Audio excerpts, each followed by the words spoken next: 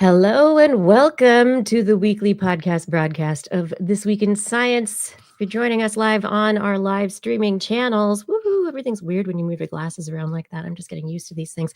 You know that this is where we start the show and tell you that the rest of the show will be coming up, the regular show coming up in a second. But this is where we tell you that the regular show is full of problems sometimes that need to get edited out. And so this is where I tell you that. And that if you want to get the edited version, you need to go over to our podcast versions where some of those trouble things are taken out.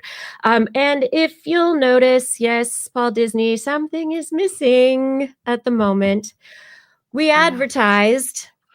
And it was not supposed to be false advertising. I will tell you that everything I have ever done has been meant to be as honest and transparent as absolutely possible to make ourselves credible and trustworthy sources of information. However, this morning, Justin texted and said that I have a sick kiddo and will not be able to make it. So and he said, Blair, Kiki, you'll do great without me. And then we kind of thought about it. We said, there's no question of whether we do great or not. Thank you, Justin. However, if we're going to do a celebratory 1000th episode, if we're going to do our predictions, which Justin always has such a good time with, if we're going to do the big thing and have the fun, and we need Justin. And so I hope that everybody who is and has been a part of our Minion audience, our audience online, everyone, that you agree with us, because we are not going to do our 1000th episode tonight, but we didn't want to not be here. Right. So we're here now. And this is timeless. TWIS exists somewhere in the space where time does not, in this very moment. This is I don't know. This is an episode. This is a thing. This is not an episode. It is a conundrum wrapped in an enigma. I don't know. It's an episode light. It's a mini-sode. It's a little chat with me and Kiki, because we also did all of our usual preparations for 1000th episode. And so that's what we prepped. So we're going to have a little bit of a chat, little amuse-bouche of a TWIS, not quite a full ep. And then we have some recommended viewing for you at the end. Absolutely. And John Ratnaswamy, you do remember that 500th episode. Oh my goodness. So do we. So while I choke on my diet soda, large glass of winey diet soda, this is TWIS Light, TWIS Casual, more casual than your usual casual, but we are here to be with you because this is our Wednesday night adventure through the lands of science and questioning and curiosity. And no, science is not canceled until Justin returns. Just, we can't do episode 1000. So you could call this like episode inverse of 1000. I don't know. I think we might be calling it 99.999999999 maybe. But we're going to rename the title of this episode. And for everyone out there, just remember, click the likes, the subscribes, the shares, and all that kind of stuff, because I do believe it is time to start the show. Right, Blair? Let's do it. Let's do this. All right. Starting the show in 3, 2, this is TWIS. This Week in Science, episode number 999.999999999 infinity, recorded on Wednesday, January 15th, 2025. TWIS, out of time. Hey everyone, I'm Dr. Kiki, and tonight we will be casually filling your head with chatting, stories, and stuff. But first, disclaimer. This episode is not an episode. It was going to be an episode, but there was a bump in the road. So now what was won't be, as it were, but will be what is instead, which is, of course, This Week in Science, coming up next.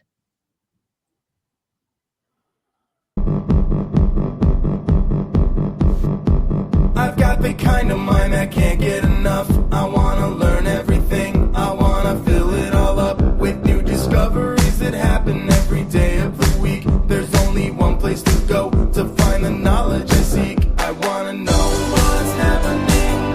What's happening? What's happening this week in science? What's happening? What's happening? What's happening this week in science? Good science to you, Kiki. And a good science to you too, Blair, and everyone out there. Welcome to another episode of This Week in Science. It's an episode-ish, episode light. Not really. It's an episode, but not really an episode because we can't count it because if it does count, then it doesn't count. Anyway, thank you for joining us. We have a show ahead. How many times do you think you've heard that intro music? When did it get adopted? When did we start with it? Gosh, I'm gonna have to go back and look at when we began with that music, because actually, the Alessandro Troiano who made the music, he changed it and gave me an updated version several years ago. So it's been around, but it was updated at one point in time, and yeah. Because you were doing it when I started in 2012, but I think it was kind of new-ish because you had just been releasing the CDs for a few years at that point. Yes, we went through a period of time where we released all sorts of fun music CDs, and Tony Steele, he sent a few pictures of some of the covers that he created for the CDs that we made. And last year, Michael Garfield, I finally interviewed and talked with him on the show, and he was actually a piece of his music had been on one of the CDs years back. Fun. There's all sorts of stuff. Villeta Stukozimi says, can we sing the song still? Of course you can. Sing the songs all the time. That's what we want. Yes, sing the songs. Enjoy the evening. We'll enjoy some science. So tonight, for this episode that will be out for the podcast world, we aren't doing what was planned as was advertised that we talked about last week, which is that this would be our 1000th episode. Justin is unable to make the show, and we decided it would just absolutely not be right for us to move on and celebrate 1000 episodes without him. So tonight Blair and I will be talking about things. We're going to be chatting with our chat rooms that are live with us as we're recording this. And we're all going to do something moving through time together this very evening. Anything you want to add about that, Blair? No, I mean, I'm happy we could still be here and chat with all of you, but I am very excited. I started prepping for the show 1000 over the last week or so, and I'm pretty excited to share some stuff with you all next week. So definitely tune in then.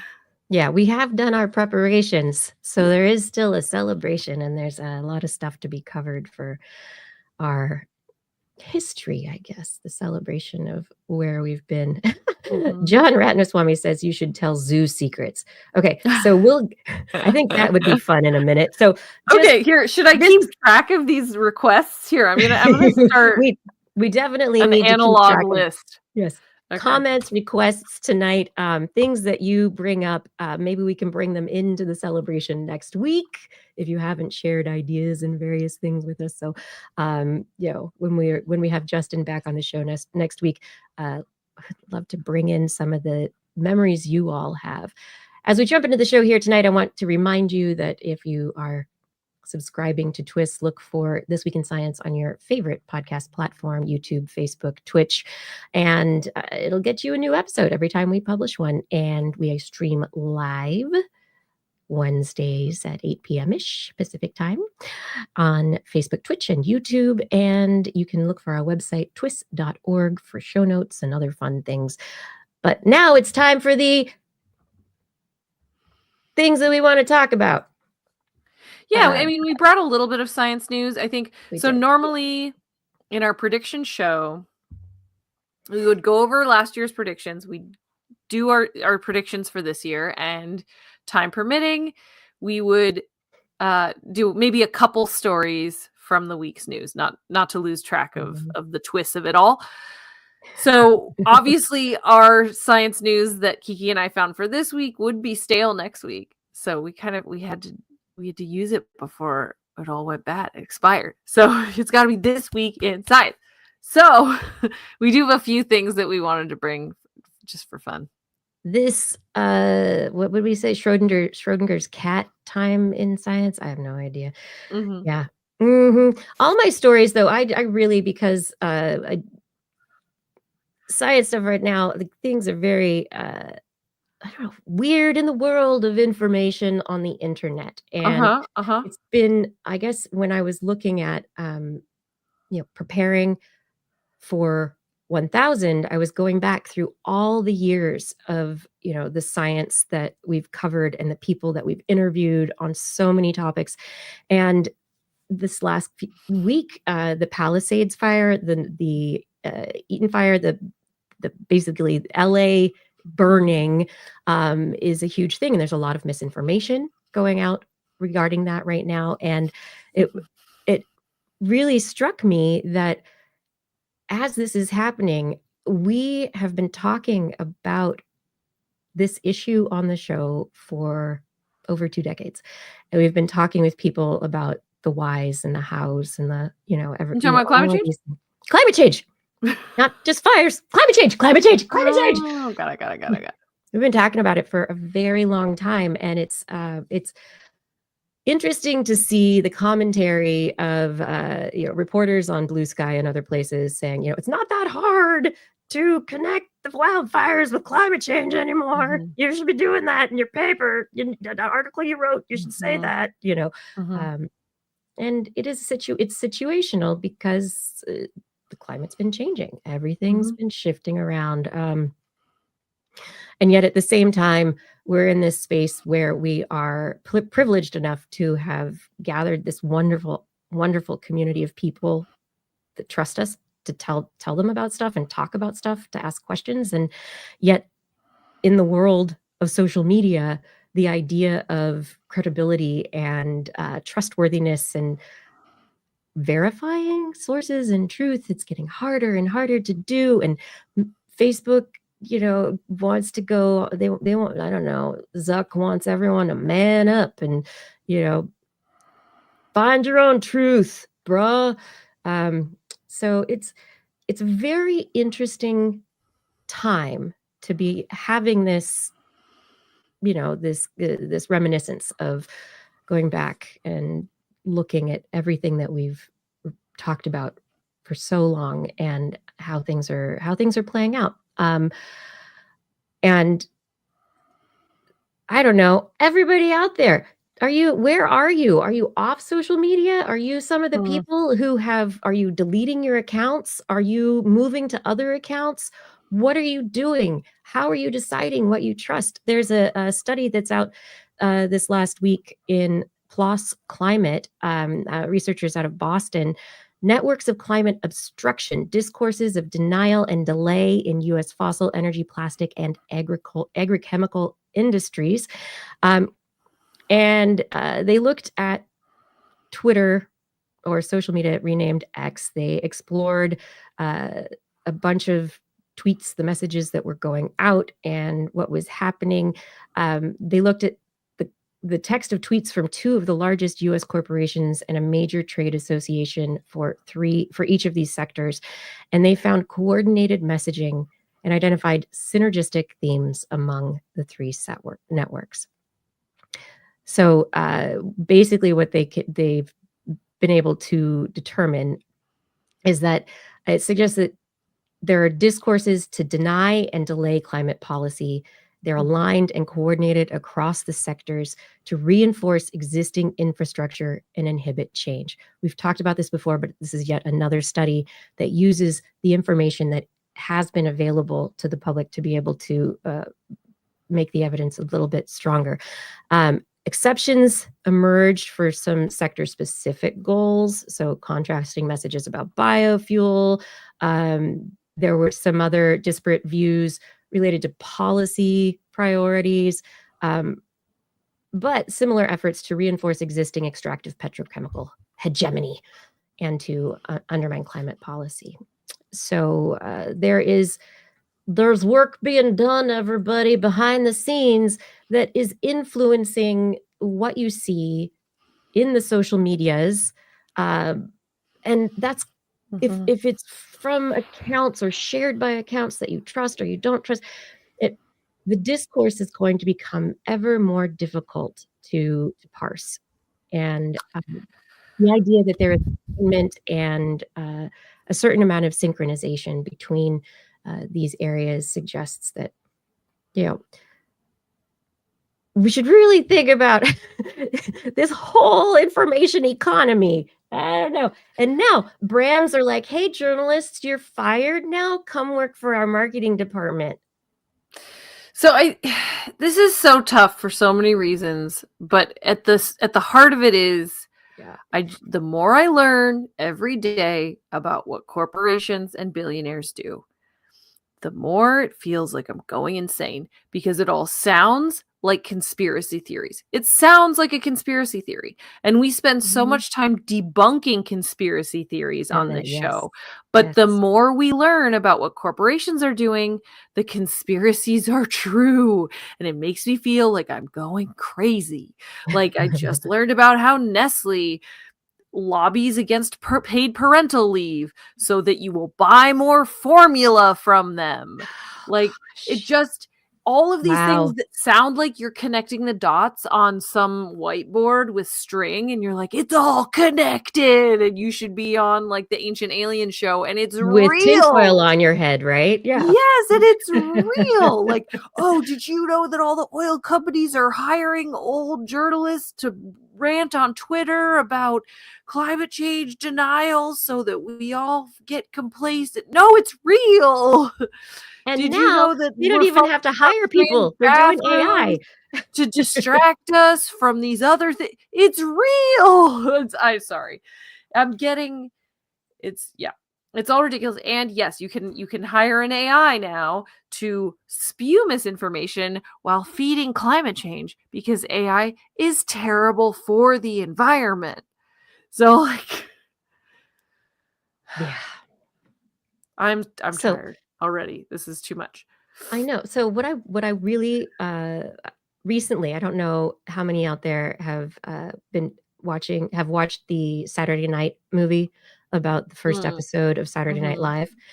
I watched it. I think I told you this after the show last week, Blair. Yeah. Watched it.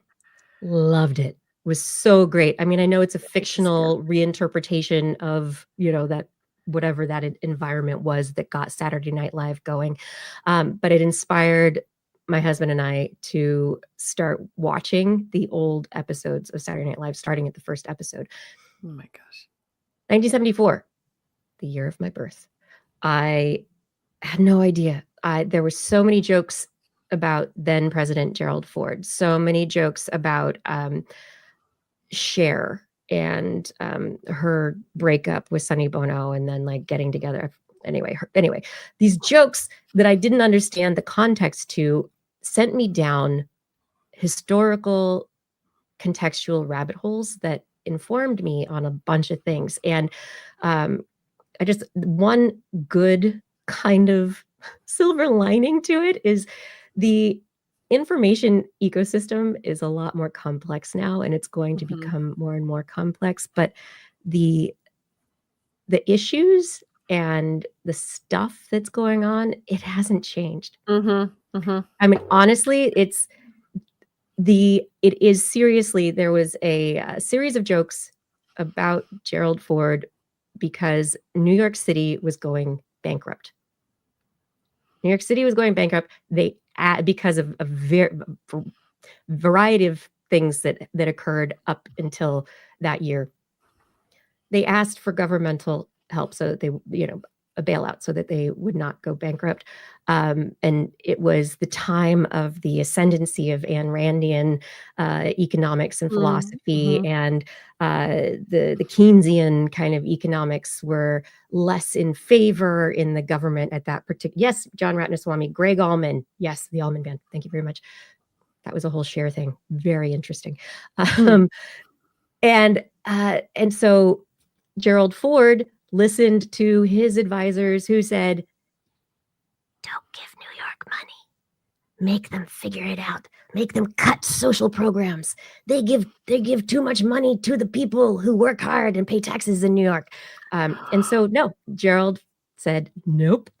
And New York City was really mad for a while. Eventually he bent to pressure and did help out, but there were caveats. And by then, New York City had already implemented severe cuts to its budget to be able to make way. And I'm watching the same thing happen, the wildfires in California, and the conversation is already happening. Let's stop. We're not going to subsidize. We're not going to bail out California when California needs help, because they're definitely going to go into debt because of this. No, we're not going to help. No money. Right. There's so many interesting things going on now that happened then. And I recommend a trip down memory lane that is funny. It's humor, and then you'll be like, oh, why did they say that? And what happened then? And what's going on there? And I don't know. It's I'm really enjoying it. Interesting. Yeah. No. I don't know, Candace Bergen. They really are into Candace Bergen. Oh yeah. Season 1. Also, who knew Paul Simon could play basketball? What?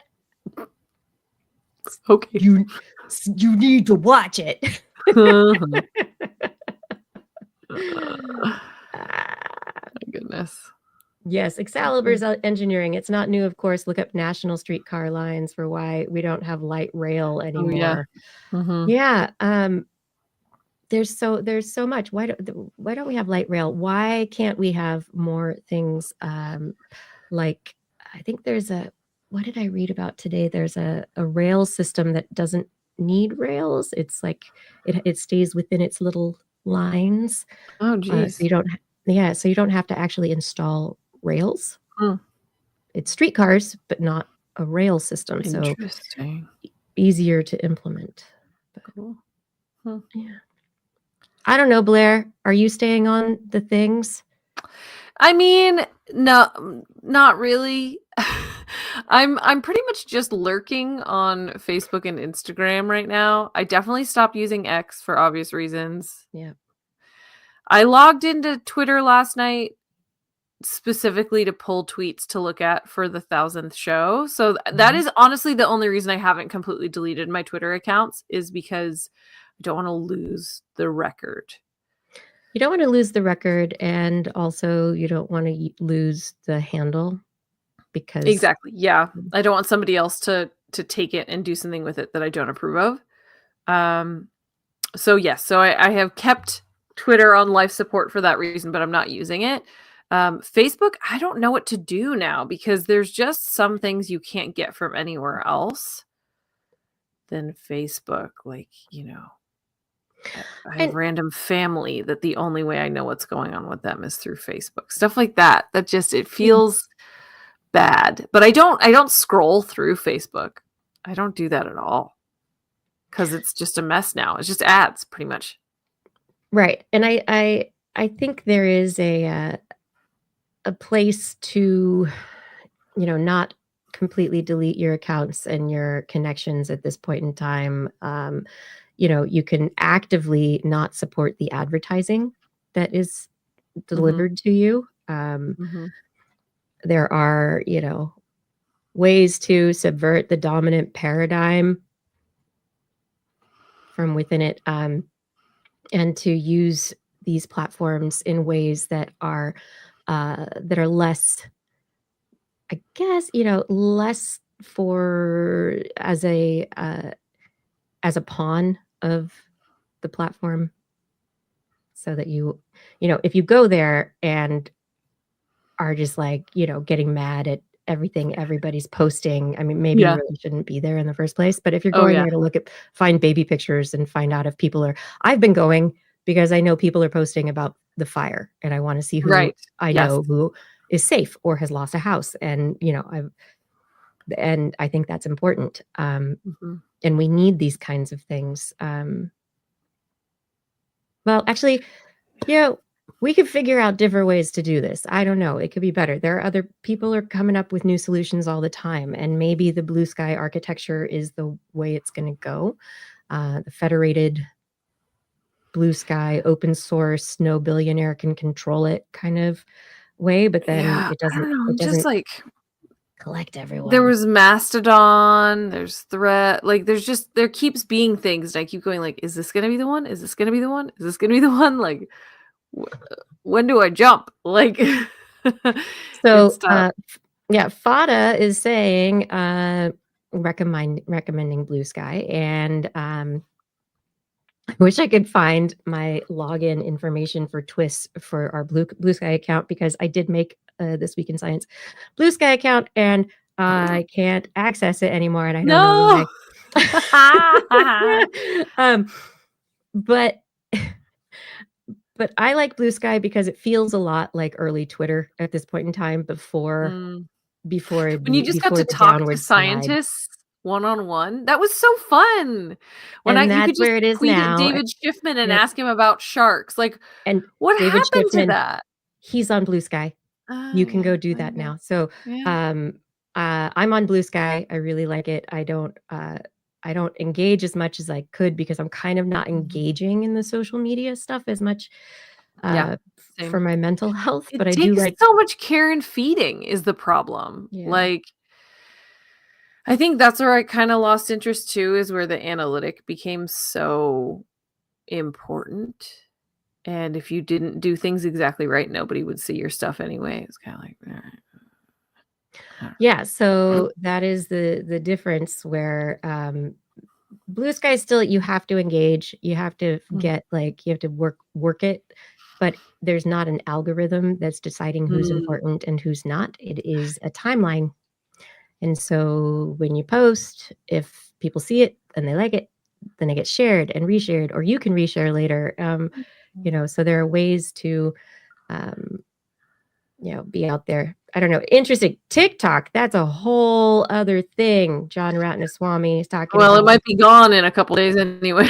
Yeah. So this, I mean, we're science, but this for me is very important because TikTok actually developed a very uh, uh, active science communication community. They actively reached out to find science information creators. They funded them. They started like they brought people in to talk about science on TikTok. And there are a lot of people there, and it's become this big thing where people don't do it as much on Instagram or any other outlet. They're doing their communication on TikTok, and they've been able to make it work. And so I find what's going to happen with TikTok very interesting for this particular reason. Um, but additionally, reading about how people are maybe leaving TikTok, joining another Chinese app and everybody's like, "Yay! Oh, okay, I'm learning Mandarin now," and that's great. But yeah, Sunday the 19th, we'll see what happens. The updates to the TikTok thingy and the downloads of TikTok, that's not gonna happen right away. We don't I'm fascinated to see what happens here. All I have to say is if anybody is creating content or getting any content from these platforms, I mean, you have to you have to be on all of you have to be out. You have to I'm not a TikToker. I'm not a YouTuber. I'm Mm. not a podcaster. I Mhm. am a communicator. Hmm. I want science community. I want science conversation. I want understanding, discussion, discourse.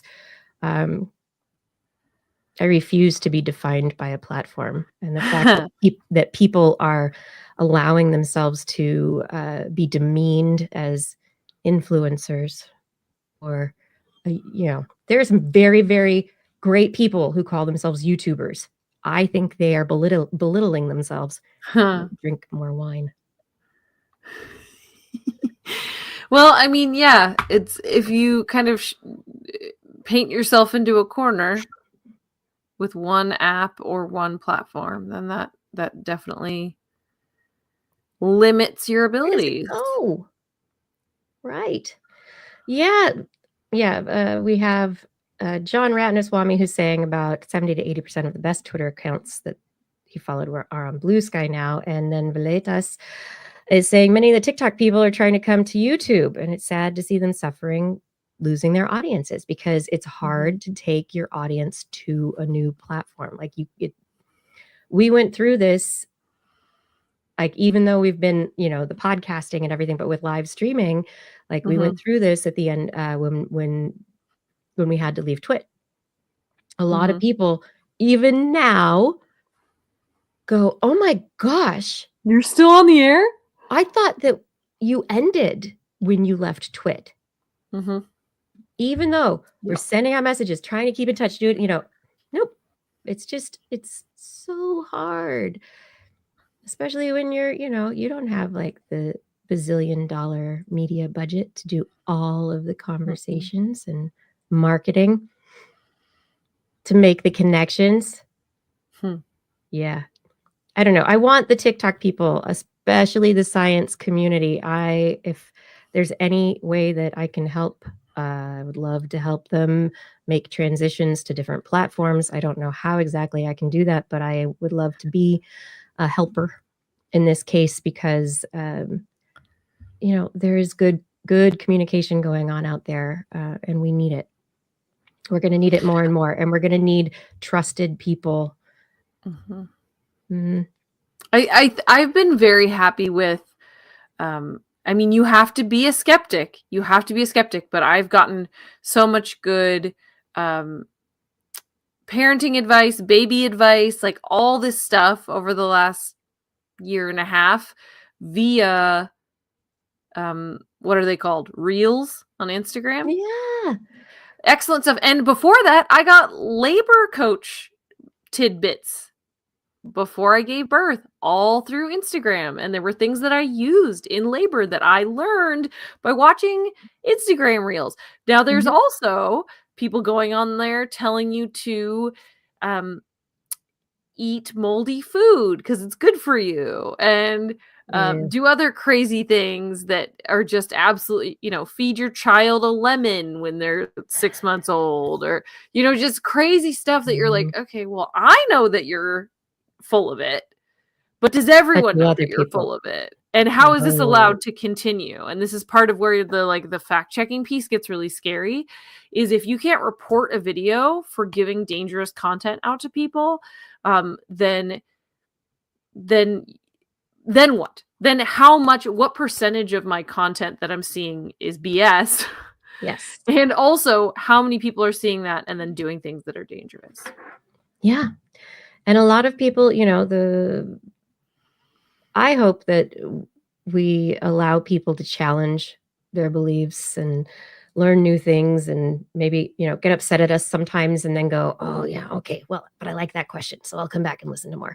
It's like, I want to be the friend who is there to constantly like poke you with a stick and you kind of like it.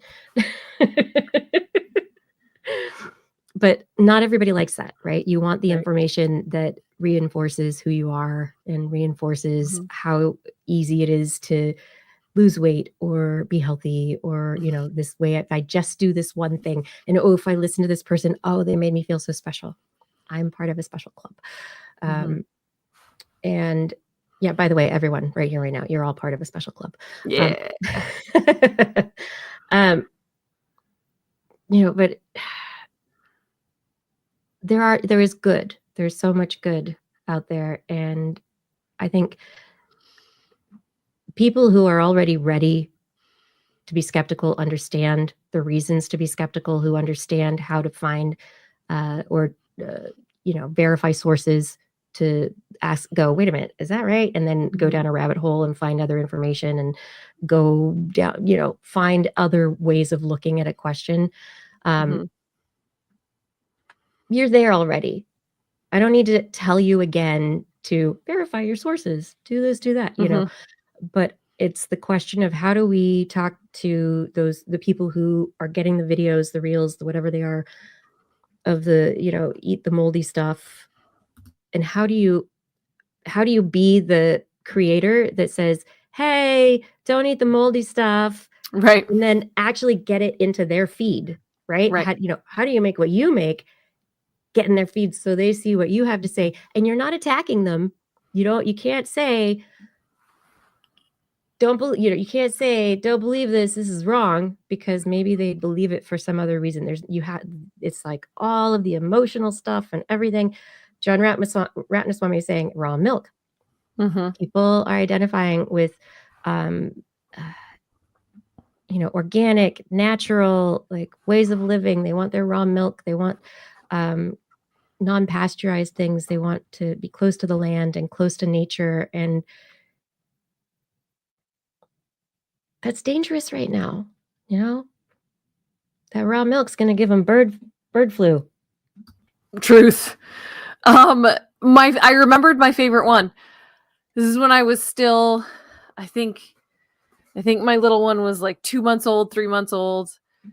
No, I guess a little older than that, because we were talking about starting to feed him solids. And so I saw this video on Instagram of somebody who took a high power magnet through their baby's oatmeal, and a bunch of metal shavings came out. Oh, but it's iron. Yeah, but I don't. And I did like a food science video on this. Yes, eat your Wheaties, everyone.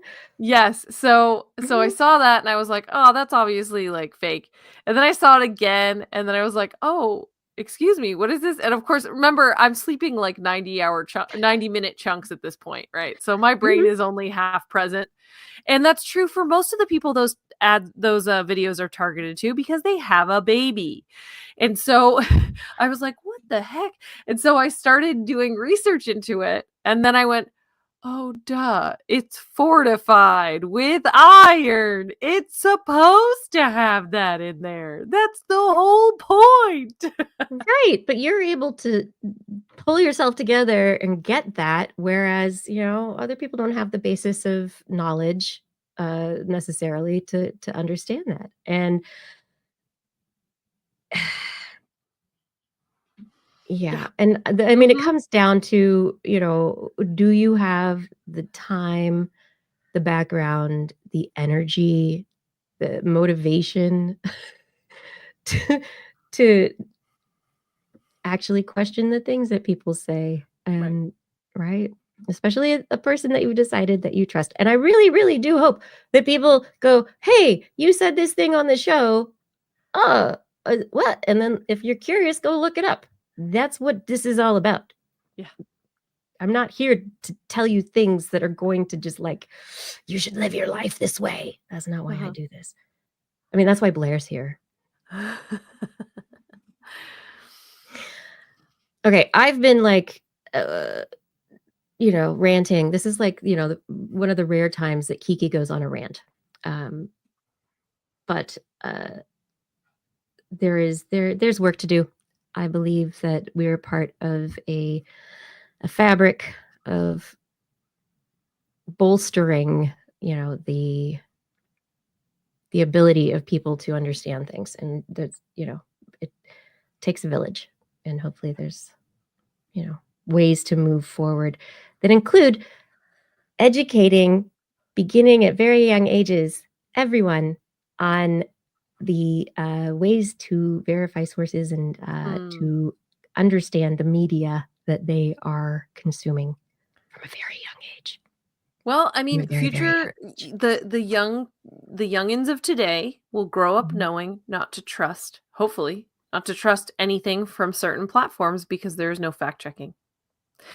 I think that is the thing that you have to like take away from this, is just like, okay, social media equals lies. Sorry. You cannot Yeah. believe a single thing that you read there. It's like back when you used to be able to edit, anyone could edit Wikipedia back then, Right. right? When anyone could edit Wikipedia and you could go and you could change the page on elephants and say they were a reptile.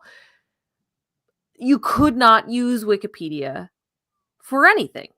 And they No. figured out how to create a fact-checking system, create verified contributors, do all sorts of checks and balances so that by and large, Wikipedia is pretty accurate now.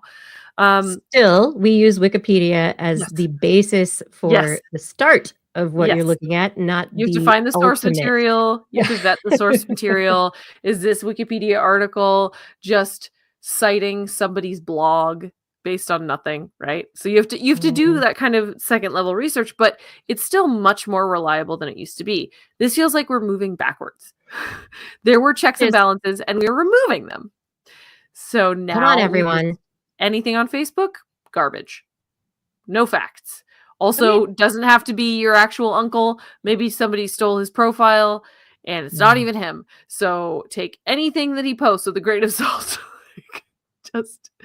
It's not even like, flyers on telephone poles or, pamphlets that people are handing out. It's with the account mimicry and the way that works, that's even more dangerous. This feels like a desperate move, though. Honestly, it seems like it's the decision made by somebody who needs to pander to the new administration because he should be in trouble for something. I don't know what it is. Something. But there was a favor that needed to be curried. Again, see, I'm talking about conspiracy theories that are most likely true. So this is the world that we live in now. It's just so weird, right? It's so weird. Like you said, I've been forever being like, no, that's a conspiracy theory. That's like so fringe and so way out. No way, no way. And now I'm like, this billionaire is currying favor with the new president because he did something that he doesn't want us to know about. That sounds like a conspiracy theory, but it's probably accurate.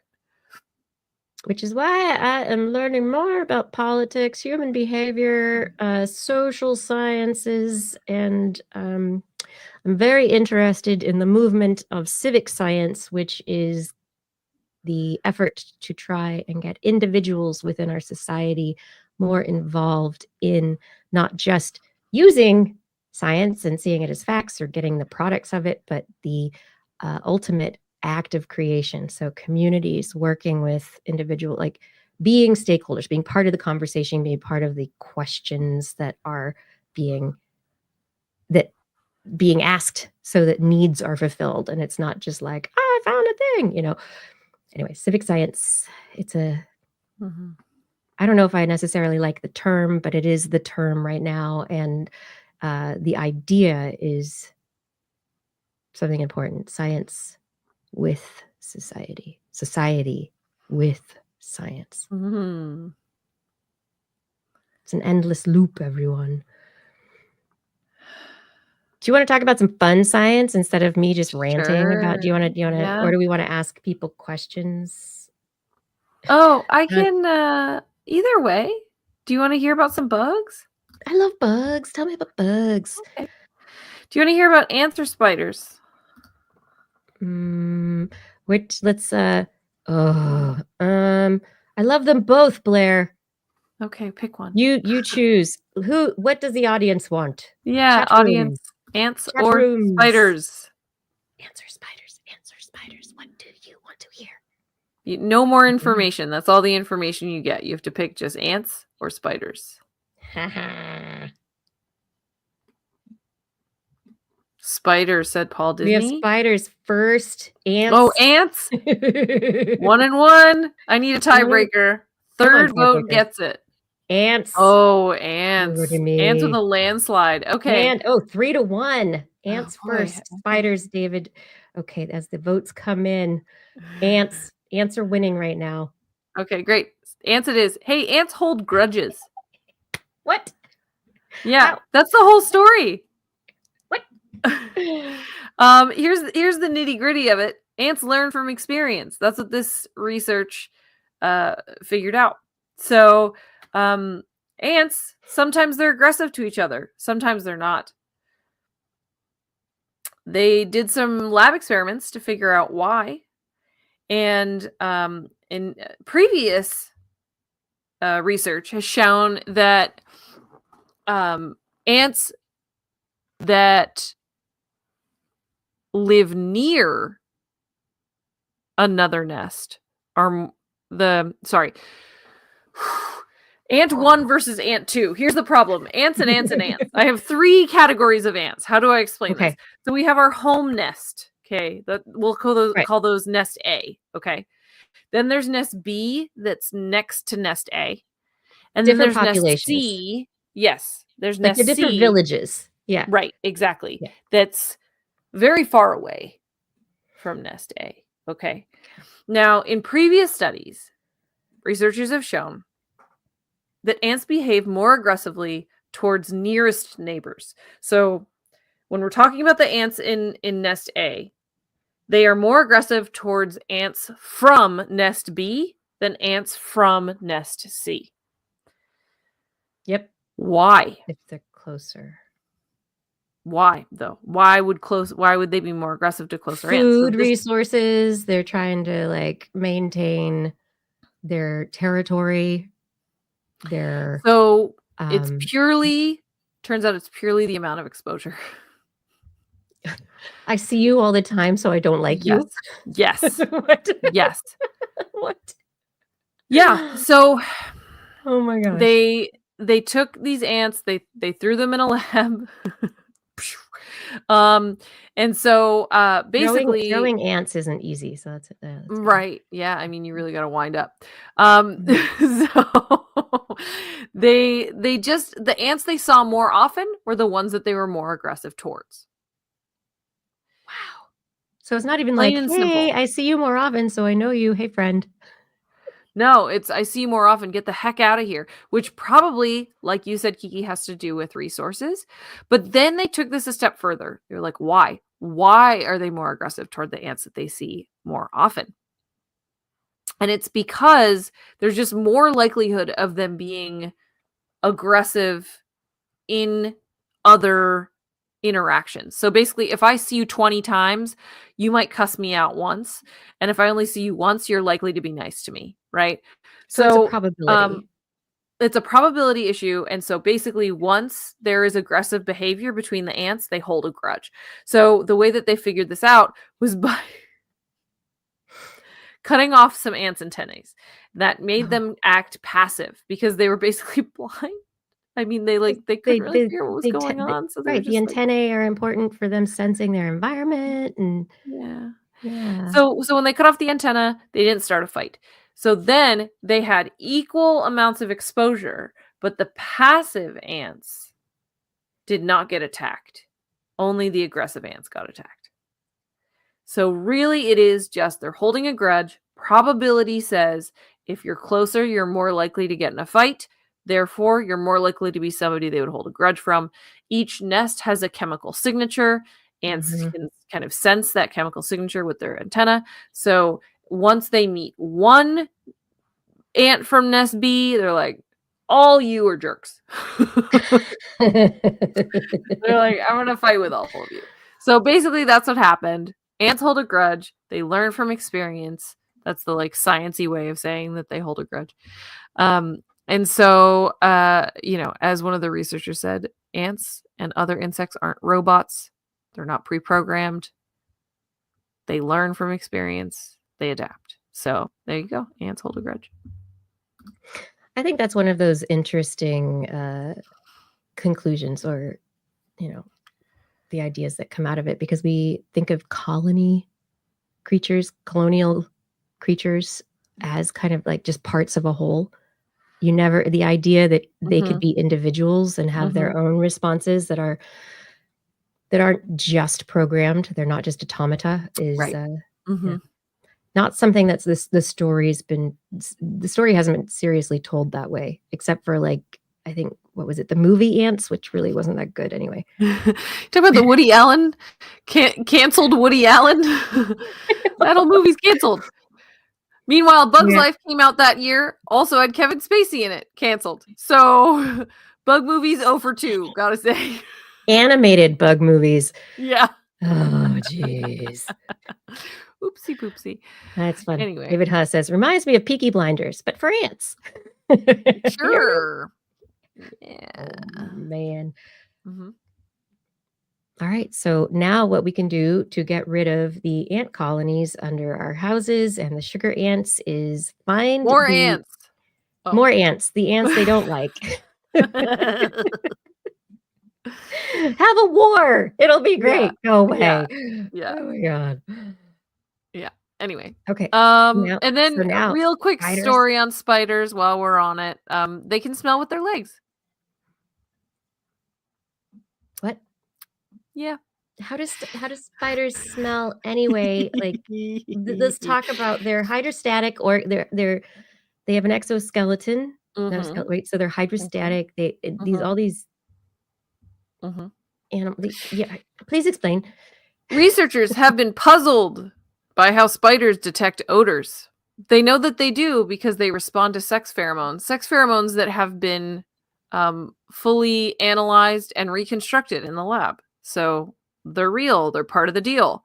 But they don't have antenna, which, as we just discussed, is how So no a lot of pheromones. insects Mhm. sense pheromones or other smells.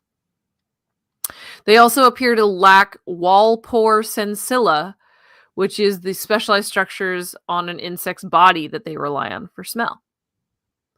Like little baby antenna all over their bodies. Yeah, exactly. Yeah. But hey, Mhm. researchers found wall pore sensilla all over their legs. Oh. Yeah, on male wasp spiders, Argiope brunici. Thank you for that. Yeah, you're welcome. Had to bring a little Justin here with me, right? They can use them to detect airborne sex pheromones with high sensitivity. This is only in males.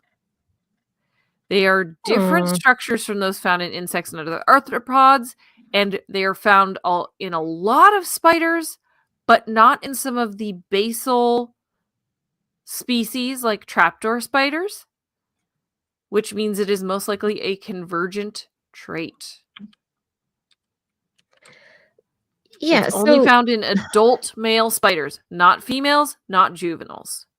Okay, we don't know how females smell. This is still a mystery. Yeah, how females, do they smell? Do they not? Why? I mean, would they only? Why would they not? I don't know. But this is so these wasp spiders are a species of orb weaver spiders, which you love when they're across your doorway in the morning when you go out to work. Orb weavers are common all over the world. So is this just this wasp spider, or is it going to be? Are they going to go look at all sorts of orbies? Because I love orb weavers. They're wonderful. And if them, why they're not great. others? Like, they're great. But if them, why not others? Right. There's a big question. Yeah. Yeah. So most spiders have this. Most spiders across spider species have this thing. Just not some of those super, what they call basal species, the kind of the ancestral species. So either a bunch of ancestral species all lost it, or what is more likely is that it is a convergent trait amongst spiders. So anyway, that's pretty much all of it. Still lots of research to do, figure out what the heck's going on with females. Right. But this is the closest they've gotten to figuring out how spiders smell. But it usually is the males who go look for the females, right? In most of the species, the males are like, "Hey, lady," and then please accept this gift. I give you a gift, or the little tiny, don't eat me. And then the female goes, "I eat you. I don't eat you." Okay. Yeah.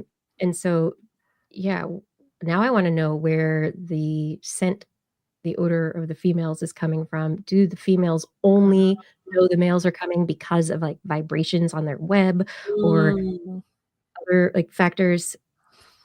Right. That's a great question. Do they need to smell?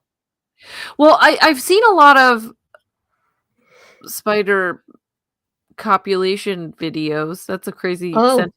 Really? Where, I mean, listeners to the show will attest. Anyway, there's a lot. I feel like they tap on them a lot. The males will just show up and like poke them, like, "Hey, you, will you watch me dance?" No, carefully tapping.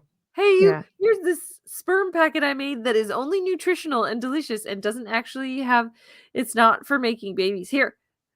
While you're doing that, would you like the sperm packet that is for making babies, please? Oh, you're gonna eat that too? Shucks. Just don't eat me, please. Anyway, yeah. So I don't know. Lots of unanswered questions about the ladies. Apparently, it's like human research, and they only did the research on the men. No, I'm kidding. They did do the research on the females. That's how they figured out the sex pheromones, and they checked for these structures on the females, and they did not have them. So, which is interesting. Yeah. But they need to look at a lot more spiders, and they need to look at like a lot more things, right? Yeah. We need to know more things, everybody. Yeah. So that is all I brought. Yeah. Yeah. So I wrote down zoo secrets and blue sky. That's what I wrote down so far. Good. So that's a great analog note-taking record, Blair. I've been taking notes all day. Oh my gosh. So I guess I'm toast. But yeah, so I'm gonna open it up to the chat room. Hey everybody. Is there anything you want us to talk about next week? Is there anything you want to talk about now? Is there anything you want us to like pull or find or look into for next week for the real episode 1000, since we have an extra week now? We have one more week for the real episode because it's a 99.99 by 99.99. I don't know what. Is there anything you want me to ask Justin to do, and maybe he'll do it, and maybe he won't?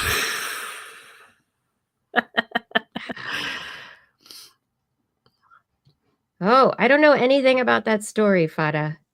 You posted because I hadn't been able to access Discord until about 2 hours ago. So I haven't, but thank you. Tools found used by hominids like Lucy from millions of years ago. I haven't read it, but I know what Justin would say. He'd go,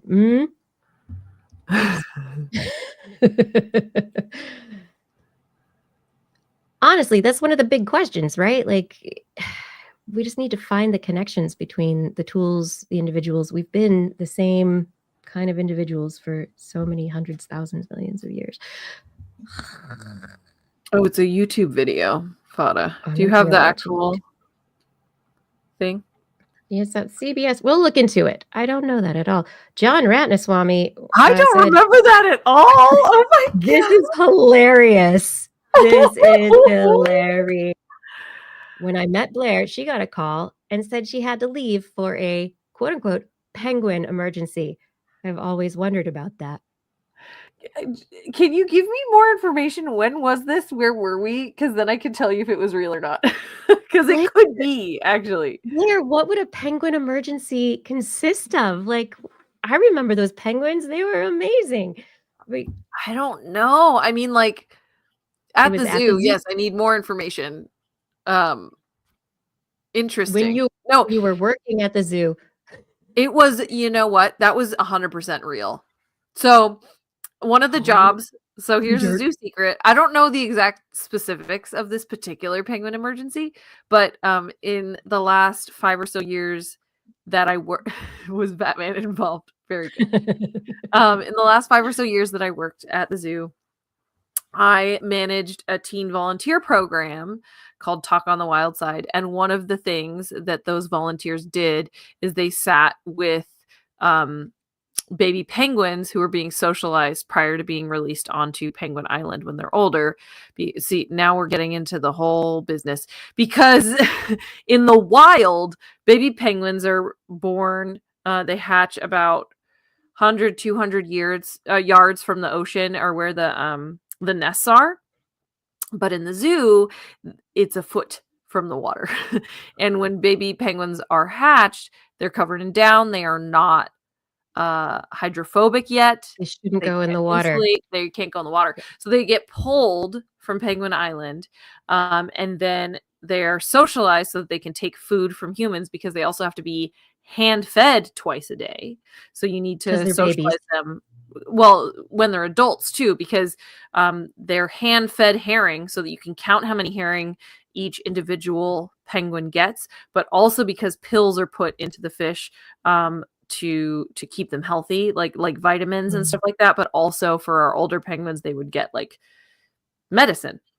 So you have to be able to hand feed these penguins, which means from a very young age they have to be used to humans. They have to be, chill with taking food from humans. So my teen volunteers would go take shifts sitting with penguins. And so I do believe that was, I got a call that I had to go up way, way, way, way behind the scenes to where these baby penguins were to deal with something with the teen volunteers. But you're right.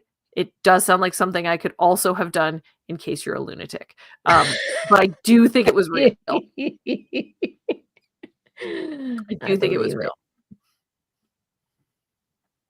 It's fascinating. But did you keep the baby penguins with their parents and let the parents feed them after you took them from Penguin Island? Or did you hand feed the babies like all the way So they through stay with the parents until they're not eating regurgitated food anymore.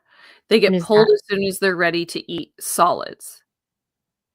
Oh, so basically as soon as they start making the move to the water, that's like Mhm.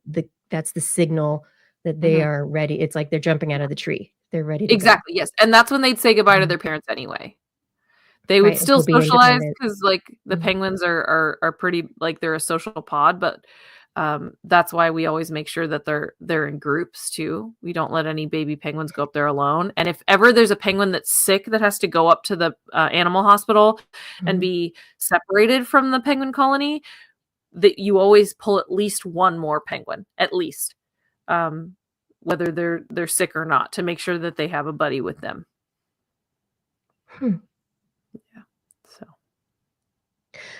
Yeah, I just know from hand raising birds that it's quite quite a thing. So, but I'm just curious now. So the distance from the parents to the water in nature is far enough that they lose their down in that time and are not high and not going to hold cold water against their skin. Like is they're just not going to That's accidentally waddle out into the water, basically. right. Yeah. That's fascinating to me. Like that is important. Yeah. as where breeding sites are and how far they are from the water as ice calves off of glaciers and in Antarctica, and how how the situation if the colonies don't move away from the water, and the adaptation of the time it takes for like the fledging to happen is going to interfere. Like that's another piece of the puzzle. I didn't know. Blair, we need little sweaters that are surf sweaters. For the babies. Neoprene. Those exist. Babies. Yeah, that would be good. Oh my gosh.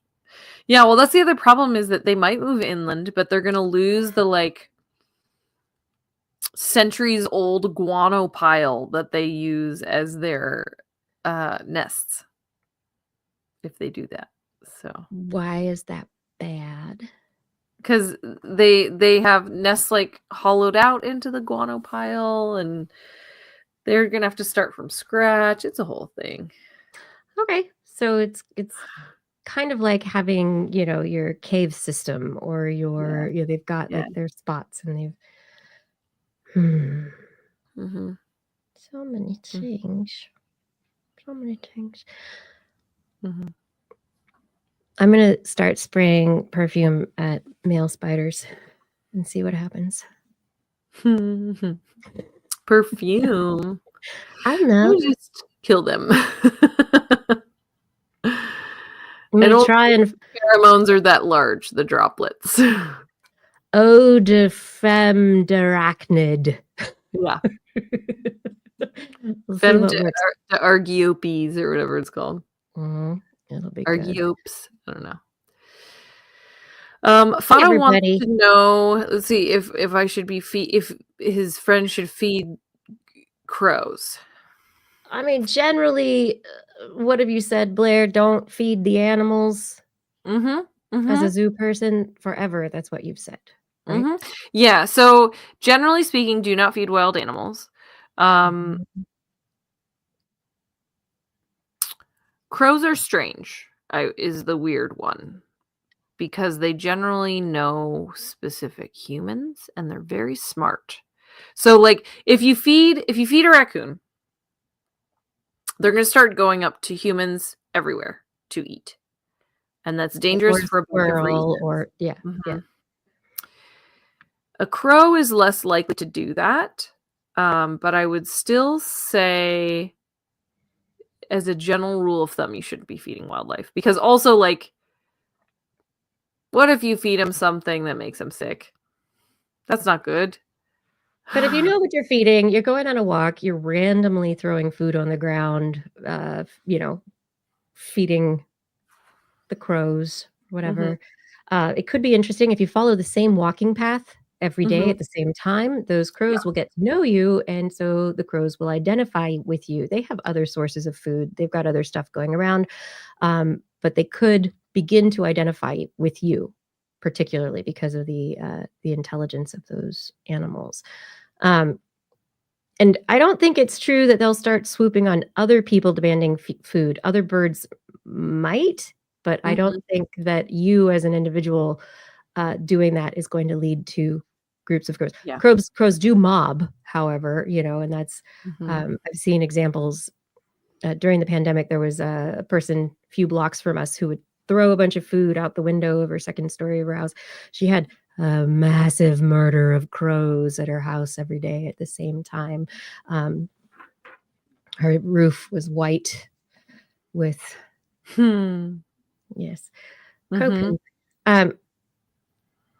But it's the social dynamics are very interesting, because if you start with like little families that are local during like the breeding fledging season, then it's really cute and nice, and they feed their babies and their babies might succeed, and that's great. But then they go off to the bigger colony and but then those other ones might bring other crows back to you. So if you're doing it from your house, you might end up attracting a very, very large amount of crows to your house. Yeah.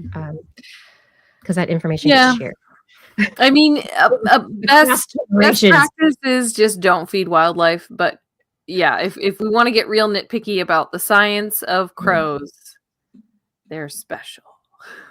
And I'm going to say right now, especially with the avian flu and other stuff going on, we know that there is the spread of various diseases at backyard bird feeders because people don't clean the bird feeders correctly.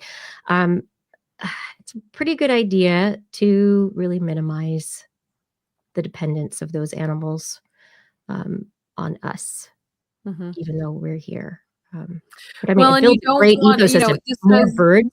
More birds, more cats, more coyotes. My backyard is so exciting right now. Oh my God. Well, this person says they take their dog on their walk too, which, avian flu. Well, you don't want the avian flu to jump to your dog or your cat. So a cat you have at home that the dog brings it in on their feet, So there's just there's lots of reasons to not do that right now, especially. But yeah, they're probably not going to start going up to random humans because they're crows and they're extra smart. They're extra special. Yeah. I love crows. I like to caw at them. And I don't know if they go, oh, you are so mispronouncing that. Yeah. Your accent is terrible. It's terrible, lady. Whatever. So I think it's time to call it. We're gonna head out for the evening. It's been wonderful spending time with you all. I love the coyotes. I really do. And at this moment, I am throwing a link into the chats that will probably go out. If you would like more This Week in Science, as John Ratnaswamy mentioned at the end, episode 500. It's 10 years ago-ish. And if you want to watch, I think it's like 4 hours long. I was just going to say, good Lord. It was so long. 4 hours 51 minutes. Very long. If you want to stay up later, you don't have to go enjoy our 500th episode. We all got together in my studio in my house in San Francisco that year, and we had some champagne and dressed up, and it was super fun. Yeah, I had redder hair. What, Blair? I know. I don't. Oh, I'm gonna share screen so I can show just a screen grab of it. No, I don't know if I need that. I need more window, please. There we go. Oh, Blair, you look so gothy emo. I love it. I was wearing my mesh. Yeah.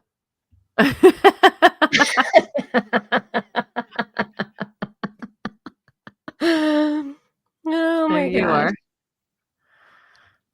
I I think I might still have that dress there that you I wore go. too. Mm-hmm. Is there any like whole night of fun and there? Wait, what was that? Did we get up and show off our dresses? Yes. Okay, hold on. What are we doing? No, that was Shouty Blair. That's right, Kevin Reardon. When is this from? What's the date on it?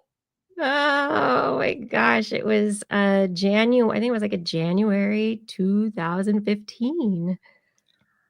Okay. I believe. Look, oh yeah.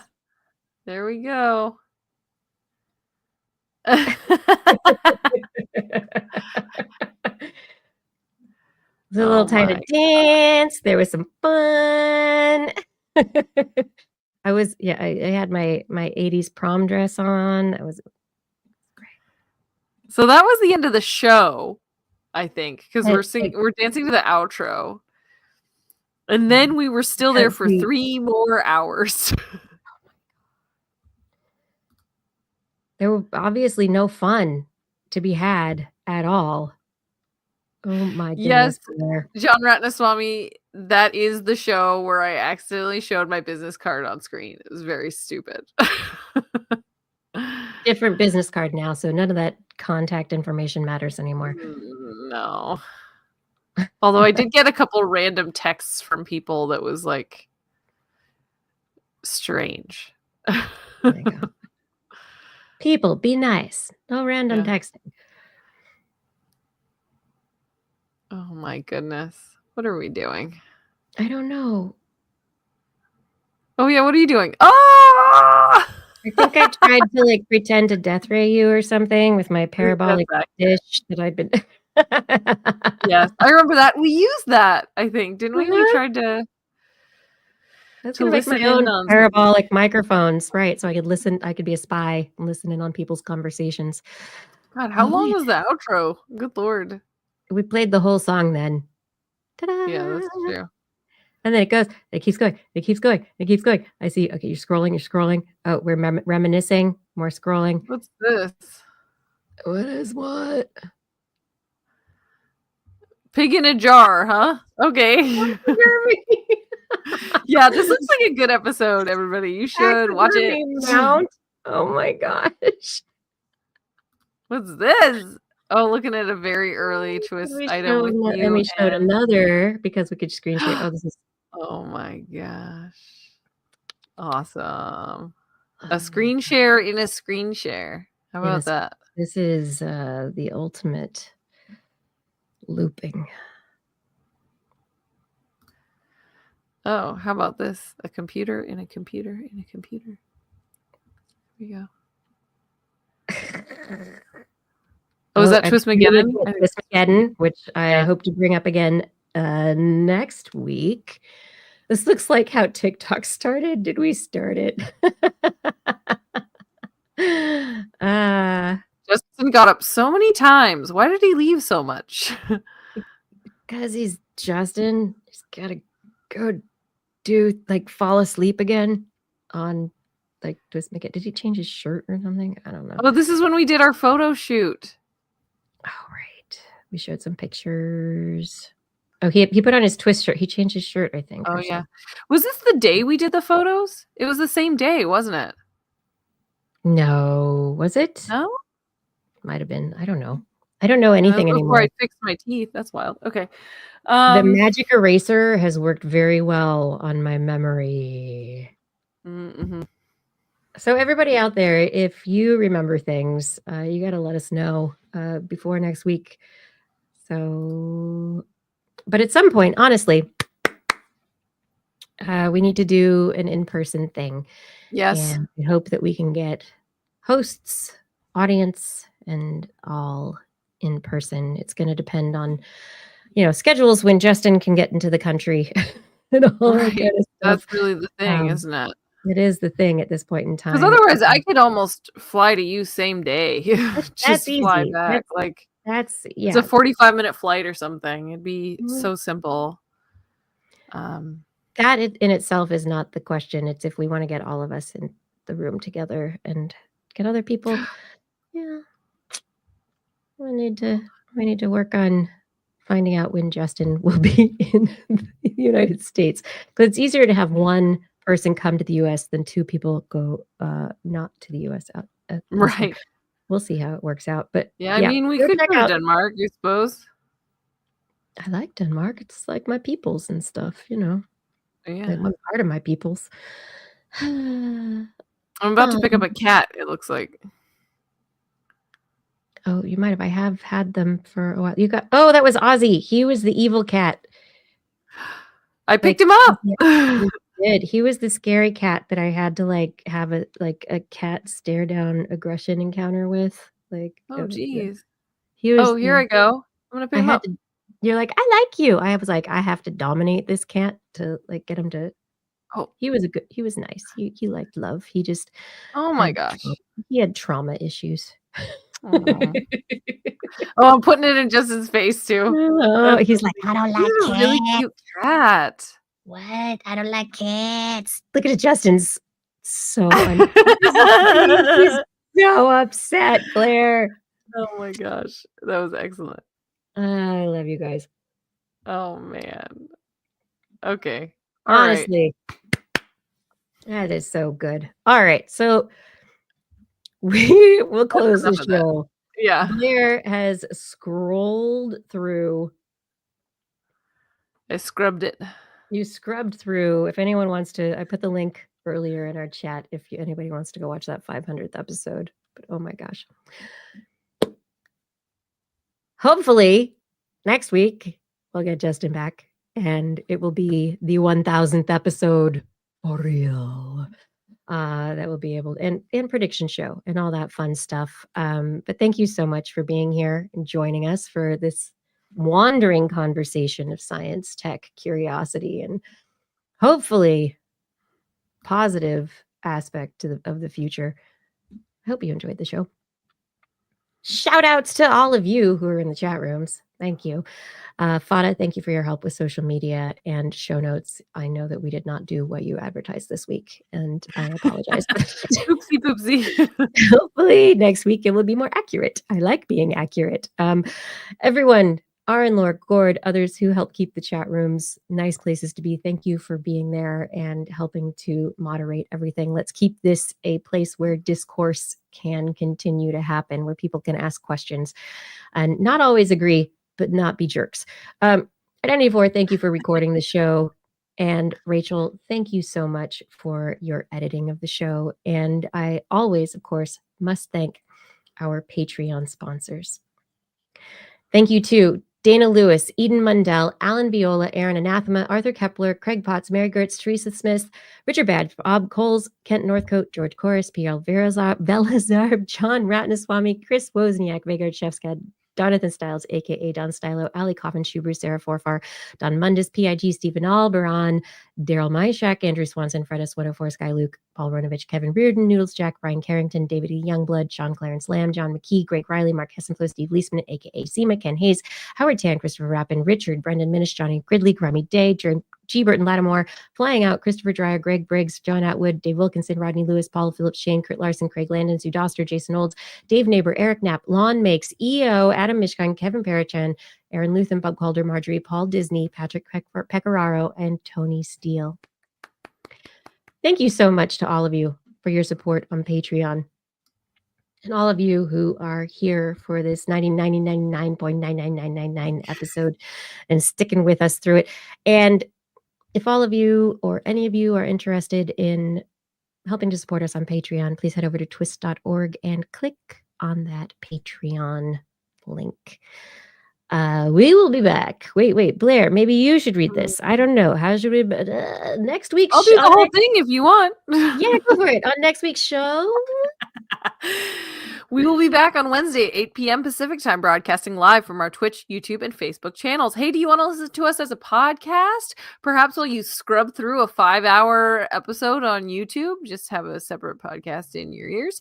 Just search for This Week in Science wherever podcasts are found. If you enjoyed the show, get your friends to subscribe as well. For more information on anything you heard here today, show notes and links to stories will be available on our website. That's at www.twis.org. And you could also sign up for a newsletter that may someday arrive. We love your feedback. If there's a topic you would like us to cover or address, or a suggestion for an interview, please let us know on one of our social media accounts, or as we discussed earlier, just send us an email. Just be sure to put TWIS, TWIS, in the subject line, or your email will be spam filtered into episode 2000. We look forward to discussing science with you again next week. And if you've learned anything from today's show, remember, I hope it's all in your head. This week in science. This week in science. This week in science. This week in science, it's the end of the world. So I'm setting up shop, got my banner unfurled. It says the scientist is in, I'm gonna sell my advice. Show them how to stop the robots with a simple device. I'll reverse global warming with a wave of my hand. And all it'll cost you is a couple of grand. 'Cause this week's science is coming your way. So everybody listen to what I say. I use the scientific method for all that it's worth. And I'll broadcast my opinion all over the earth. 'Cause it's This Week in Science. This Week in Science. This Week in Science. Science. Science. This Week in Science. This Week in Science. This Week in Science. Science. Science. Science. I've got one disclaimer and it shouldn't be news. That what I say may not represent your... Won't represent your views. All right, everybody. We're going to head out. I think we did all of the after talking, in the talking, and hopefully we'll get Justin back next week with... Oh, yeah. And Blair, you're good next week? Yes. Okay, I'm good next week. Hopefully Justin will be good next week. And we can do 1,000. 1,000. Take 2. Ish. Take 2. Yes. Thank you, everyone. In the next week, please, as always, stay safe, stay healthy, stay curious, and stay lucky. We'll see you next week. Good night, Blair. Good night, Kiki. Good night, everybody.